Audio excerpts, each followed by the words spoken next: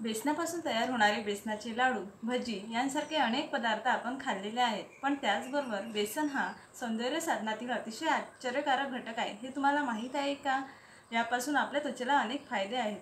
तर आजच्या या व्हिडिओमध्ये आपण जाणून घेऊया यामध्ये आपल्या त्वचेला पोषक असणारे कोणते महत्त्वाचे घटक आहेत. त्याचप्रमाणे बेसनाचा उपयोग हा आपल्या त्वचेला चमकदार बनवण्यासाठी कसा करतात. पण त्याआधी तुम्ही चॅनलवर नवीन असाल तर सबस्क्राईब करायला विसरू नका. Hello everyone, welcome back to my channel. बेसन हे एक खूप चांगले क्लिन्झर आहे जे आपल्या त्वचेची pH पातळी बॅलन्स करण्यास मदत करते. यामध्ये ऑइल कंट्रोलिंग घटक आहे जे की आपल्या त्वचेतील मॉइश्चर बॅलन्स ठेवून आपली त्वचा सॉफ्ट ठेवण्यास मदत करते.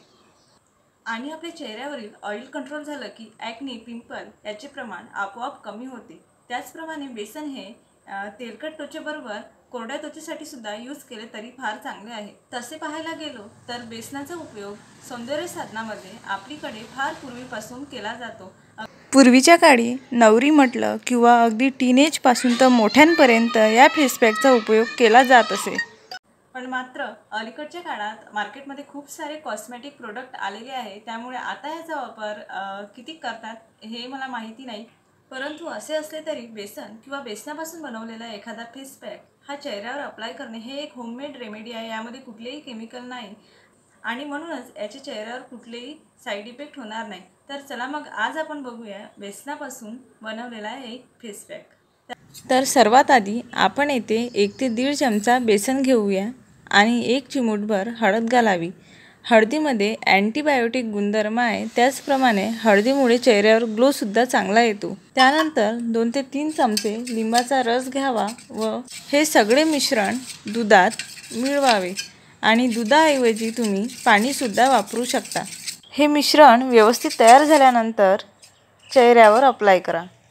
हा फेस पॅक तुम्ही ब्रशऐवजी हाताने सुद्धा चेहऱ्यावर अप्लाय करू शकता.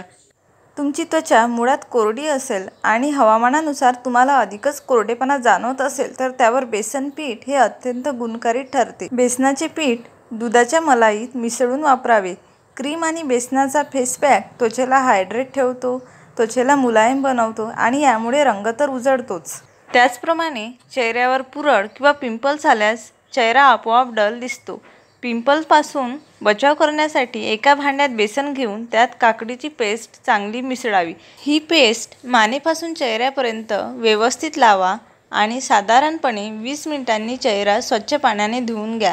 यामुळे पिंपलची समस्या दूर होते आणि चेहऱ्याची चमकसुद्धा वाढते. तर आता जो मी हा बेसन फेस पॅक चेहऱ्यावर अप्लाय केला होता तो पूर्णपणे सुकलेला आहे. स्वच्छ पाण्याने फेसवॉश केल्यानंतर तुम्ही बघू शकता स्किनमध्ये थोडाफार फरक जाणवतो. तुम्हाला हा व्हिडिओ कसा वाटला ते कमेंट करून नक्की मला सांगा. आणि जर तुम्ही या चॅनलवर नवीन असाल तर सबस्क्राईब करायला विसरू नका. पुन्हा भेटू आणखी एका नवीन टॉपिकसोबत. तोपर्यंत take care and bye bye.